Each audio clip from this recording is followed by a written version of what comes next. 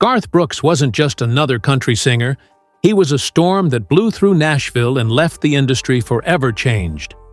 From the moment he stepped onto the scene in the late 1980s, Garth didn't just play country music, he reinvented it. He fused arena rock energy with small-town storytelling, creating a spectacle that the old Nashville establishment never saw coming. His shows weren't honky-tonk bar sets. They were stadium-sized explosions of lights, sound, and raw emotion. Fans adored it. But behind the curtains, Nashville's powerful insiders were uneasy. They built their empire on tradition, and here was Garth, daring to turn country into something bigger, louder, and riskier. The more he soared, the more whispers filled Music Row. He's not one of us. And soon, Nashville's elite would try to do something unthinkable, bury parts of his story, and even erase the truth about the man who had become the biggest-selling solo artist in American history. When Garth Brooks arrived in Nashville in the late 1980s, the city had no idea what was about to hit it. The industry was still rooted in tradition. Country radio was dominated by twangy ballads, conservative storytelling, and artists who followed the blueprint carved decades before. But Garth wasn't interested in following the blueprint. He wanted to tear it up and write a new one. His Oklahoma roots gave him authenticity, but his imagination pushed him beyond every boundary Nashville had drawn. When his self-titled debut album hit the shelves in 1989, it exploded like a cannonball through the music charts. Songs like If Tomorrow Never Comes and The Dance weren't just hits. They were anthems. His voice carried both raw grit and tender emotion, making him relatable to die-hard country fans and newcomers who had never listened to the genre before. Within a year, he was selling out arenas, something country music had rarely seen. By the early 1990s, Garth wasn't just playing shows, he was creating experiences. Fans remember him sprinting across massive stages, swinging from ropes, smashing guitars, and leaping into crowds like a rock star. He transformed concerts into spectacles that rivaled the biggest rock bands of the era. Suddenly, country wasn't just the soundtrack of rural America, it was mainstream, global, and bigger than life. Albums like No Fences and Rope in the Wind broke records, topping both the country and pop charts at the same time. Something Nashville executives once believed impossible. He outsold the very artists Nashville had propped up as untouchable legends. And by the mid-90s, he had surpassed even Elvis Presley in U.S. album sales. But with every sold-out stadium and platinum record, resentment began to build. The old guard of Nashville, those who ran the labels, radio stations, and award shows, saw Garth as both a cash cow and a threat. His success was undeniable, but it didn't fit the tidy mold they had crafted for country stars.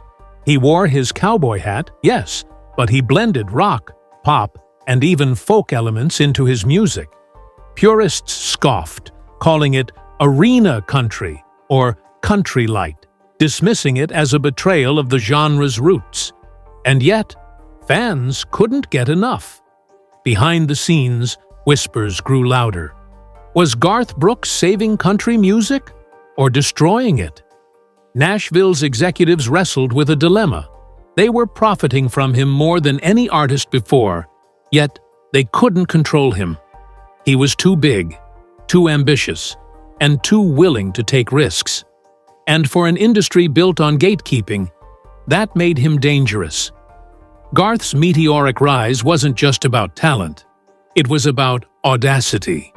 He dared to do what no one else had, and for a moment, it seemed like nothing could stop him. But in Nashville, success of that magnitude always comes with a price. And soon, the same city that had cheered him on would begin quietly sharpening its knives. Garth Brooks wasn't just climbing charts. He was breaking unwritten rules that Nashville had guarded for decades. And that's where the real tension began. Country music had always been about staying in line, about following tradition, about singing the same familiar stories in the same familiar way.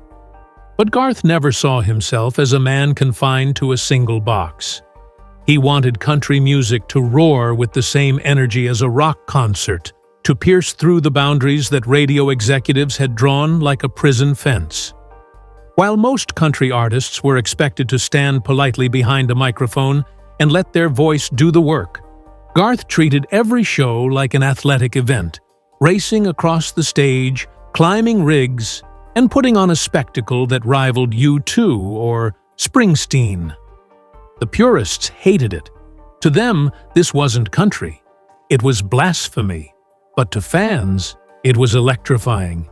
It made them feel like country music wasn't just for small towns and honky-tonks.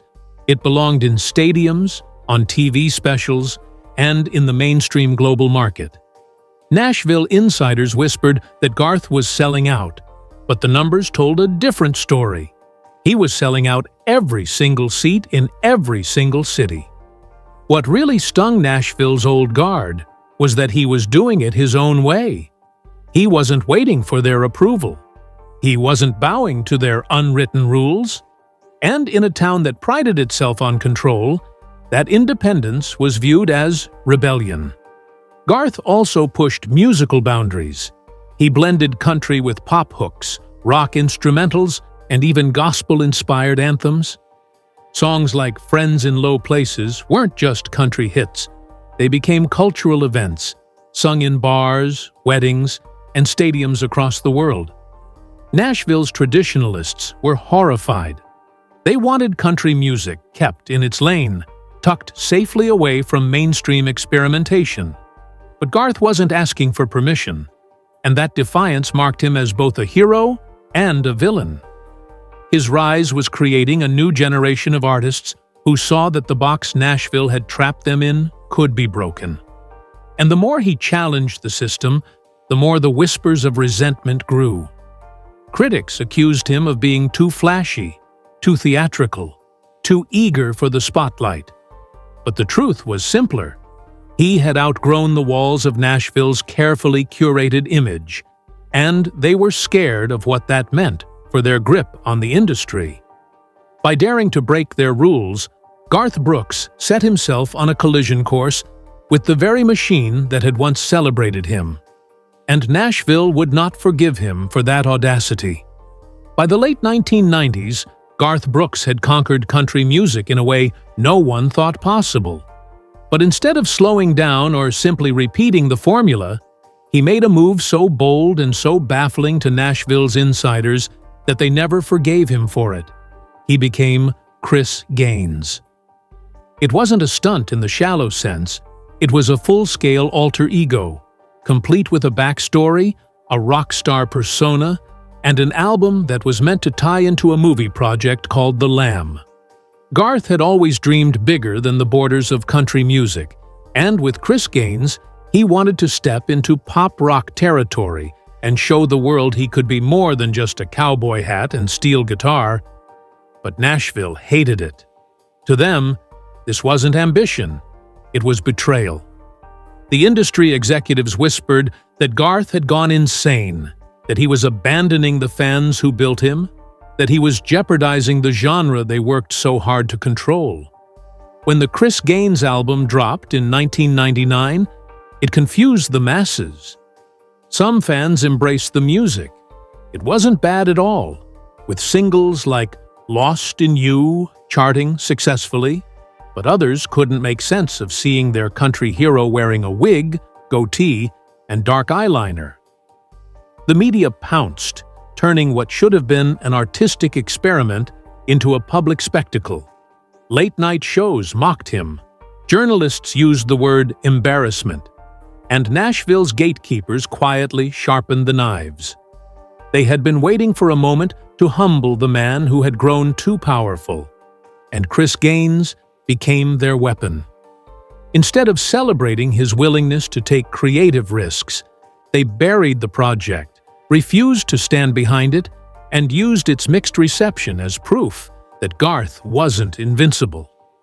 Even when the album sold millions, Nashville brushed it off as a joke, rewriting the narrative to make sure history remembered Chris Gaines as a failure rather than a daring artistic gamble. But behind the ridicule was a deeper truth. Garth Brooks had dared to do something no other country star had even attempted. He had tried to step outside of Nashville's shadow, to prove he wasn't confined to their definitions, and that terrified the establishment.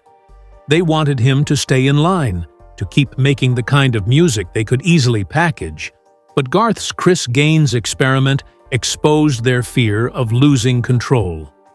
Nashville wanted the world to laugh at Chris Gaines, because if the world respected it, then it would mean Garth Brooks had shattered the walls they worked so hard to build.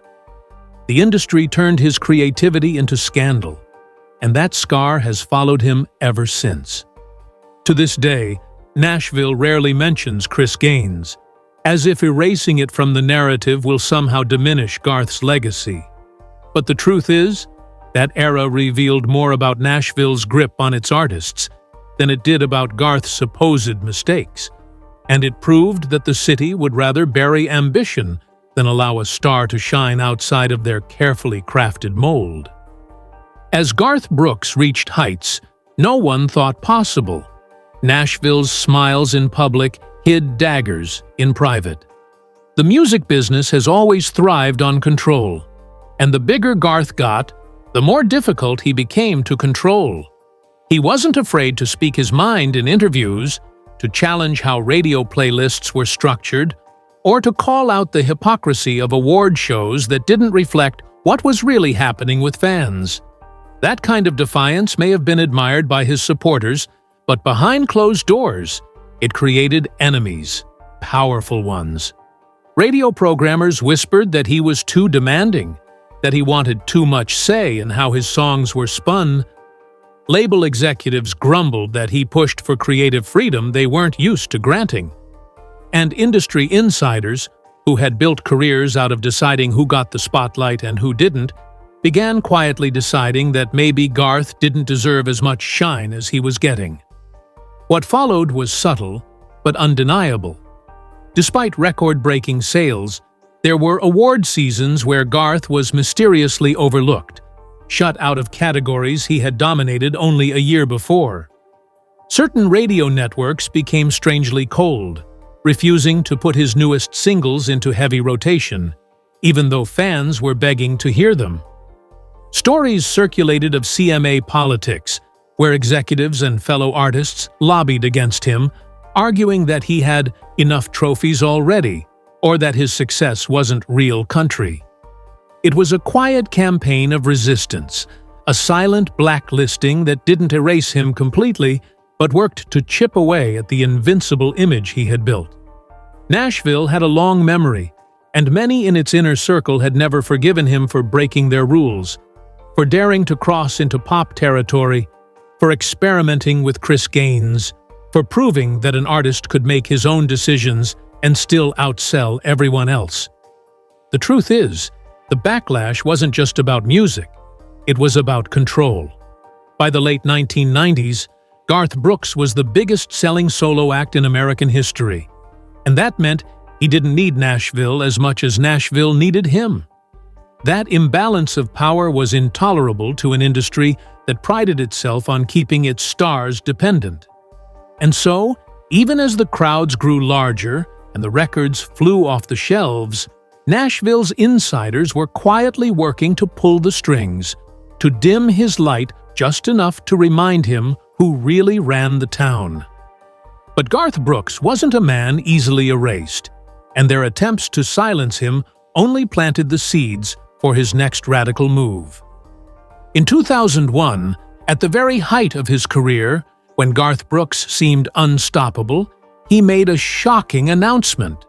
He was retiring from music. Fans were stunned. How could the biggest-selling solo artist in American history, a man who had just filled stadiums and broken chart records, suddenly walk away? On the surface, Garth said it was for family, and that much was true. He wanted to be there for his daughters. to live a life that fame and endless touring had stripped away. But beneath the family narrative, there was another truth. He was tired of fighting Nashville's machine. The constant battles over image, over airplay, over his right to step outside of their box had drained him. Nashville wanted to spin the retirement as proof that he was burned out, that his Chris Gaines failure had humbled him, that his brand of arena country had run its course. But the reality was more complicated. Garth wasn't walking away because he had nothing left. He was walking away because he had everything, and the industry couldn't stand that he held the power. His retirement was his way of refusing to play their game. While other artists clung to every scrap of spotlight, Garth retreated to Oklahoma, living quietly on his ranch, raising his children, and waiting. Nashville's insiders were relieved at first. Without Garth dominating every chart and every tour, they could push forward new artists and regain some control. Yet even in retirement, his presence loomed. His albums continued to sell, his fan base remained loyal, and his legend grew larger in absence.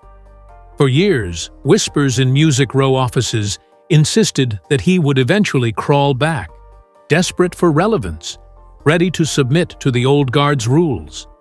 But that never happened. Instead, Garth bided his time, secure in the knowledge that when he chose to return, it would be on his terms, not theirs. And when that moment finally came, it wouldn't be Nashville pulling the strings.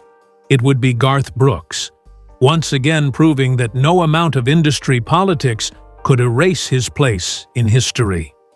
His so-called retirement wasn't the end.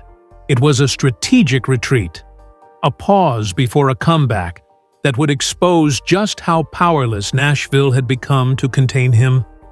When Garth Brooks slowly emerged from retirement in the mid-2000s, the world had changed, and so had Nashville.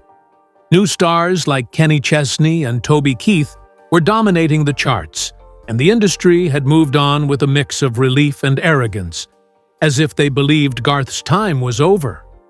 But what Nashville underestimated was the loyalty of his fan base. Even after years away from the spotlight, the demand for Garth Brooks hadn't diminished. It had only intensified.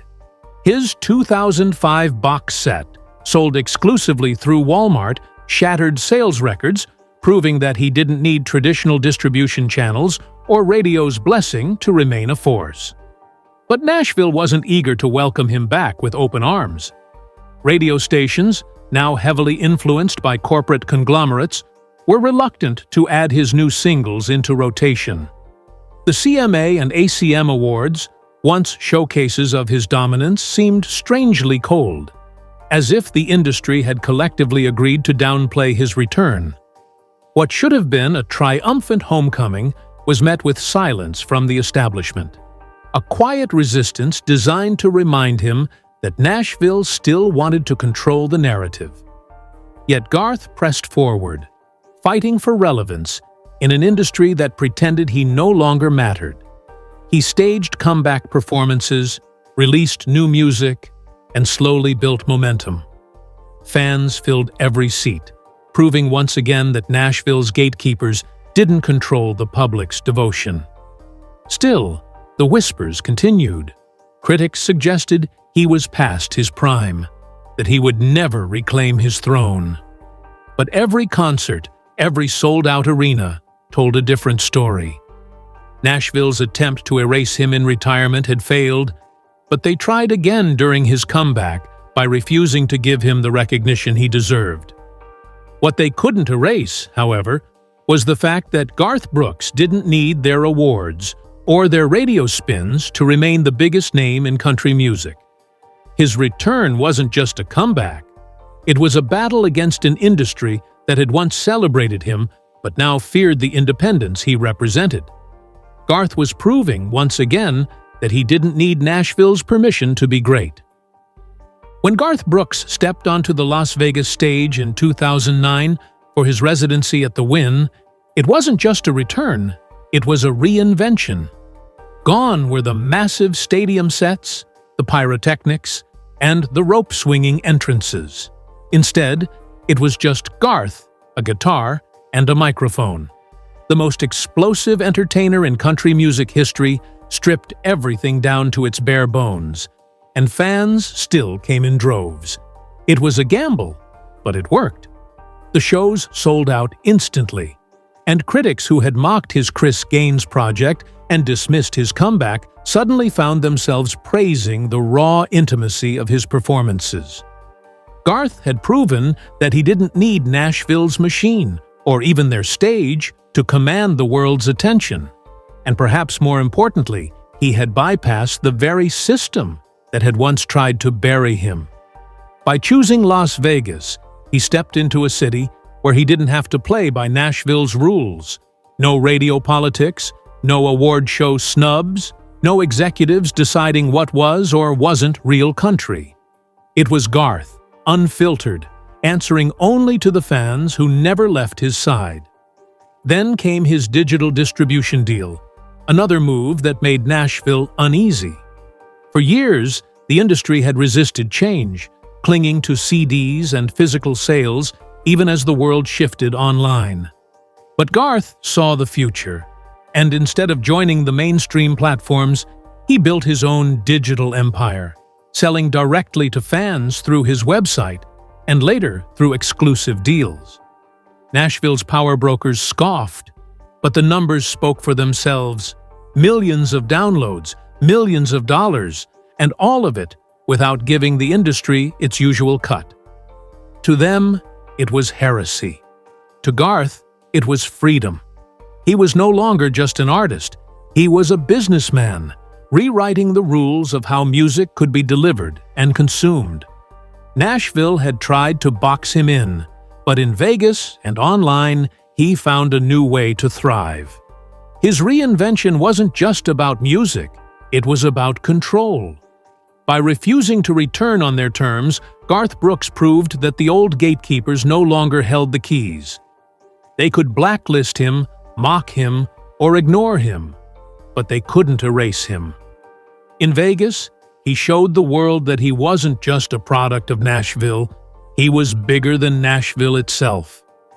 In the end, the truth about Garth Brooks is not the one Nashville wanted told. They wanted the world to remember him as a country star who flew too high, who stumbled with Chris Gaines, who burned out and faded away. They wanted to reduce him to a cautionary tale about what happens when an artist dares to step outside their control. But the reality is the exact opposite. Garth Brooks defied the rules, broke the mold, and built a career so massive that even when Nashville tried to erase him, he remained untouchable. They tried to paint his retirement as defeat, but his comeback shattered records.